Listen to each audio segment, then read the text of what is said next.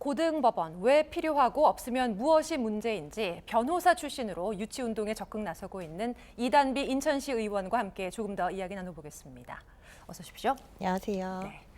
인천에도 고등법원이 필요하다. 어제 오늘 나온 요구가 아닙니다. 사실 그런데 이 불편을 겪지 않은 시민들은 잘 모르실 수도 있는 부분이거든요. 고법이 필요한 이유부터 좀 설명 부탁드립니다. 네, 재판은 당사자의 인생을 좌우할 정도로 고통스러운 일이기 때문에 헌법은 제27조 3항에 모든 국민은 신속한 재판을 받을 권리를 가진다고 규정하고 있습니다.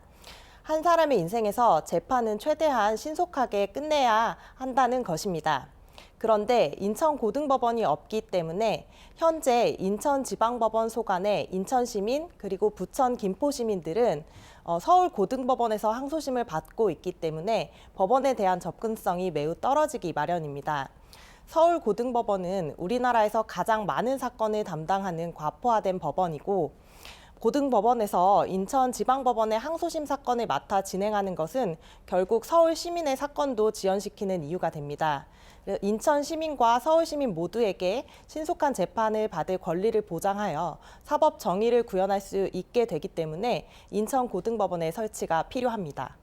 네, 그러니까 이제 고등법원이 없다는 것이 불편한 것을 넘어서 이제 시일이 미뤄질 수 있기 때문에 불이익을 당할 수도 있다 이런 말씀이신 거죠?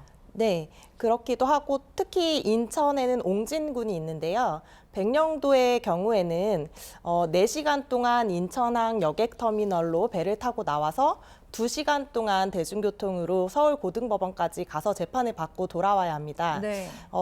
재판을 받고 집에 돌아오면 배 제한으로 인해서 당일 집으로 돌아갈 수 없기 때문에 항소심 재판을 받는데 꼬박 이틀이 걸립니다. 그래서 옹진군 주민들의 경우에는 항소심 자체를 포기하는 경우가 되게 많기 때문에 많은 불이익을 당하고 있습니다.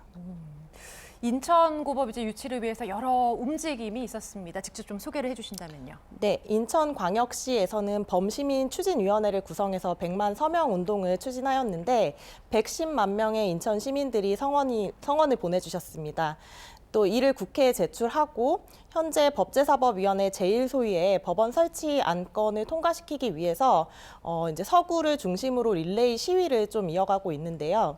인천시의회도 인천고등법원 설립 촉구 결의안을 통과한 후 곧바로 결의대회를 통해 이를 지지했고 또 릴레이 시위에도 허식 의장님과 신성영 의원님과 함께 참여하고 있습니다. 네, 실제적으로 참 필요하고 또 시민들도 원하고 있는데 법안이 국회에 3년째 계류되어 있다고 합니다. 참 이해가 안 되는 부분인데 이번 회기에 처리가 안 되면 또 그럼 기다려야 되는 상황인 거잖아요. 네, 인천고등법원 설립 촉구를 위해서 김교흥, 신동근 국회의원 주관의 정책 토론회에 참여하였는데 법제사법위원회 제1소위에서 법원 설치 안건은 관례적으로 4년 임기 중 마지막 회기에 한두 번 열리는 것이 전부이기 때문에 이번에 법안이 통과되지 않는다면 또 지체될 수밖에 없고 4년을 기다려야 할 수도 있다라는 예측이 되고 있습니다. 네. 다만 이제 현재 인천 지역구 국회의원 중 법제사법위원회 소속 국회의원이 없다라는 점이 매우 아쉬운 지점이고요.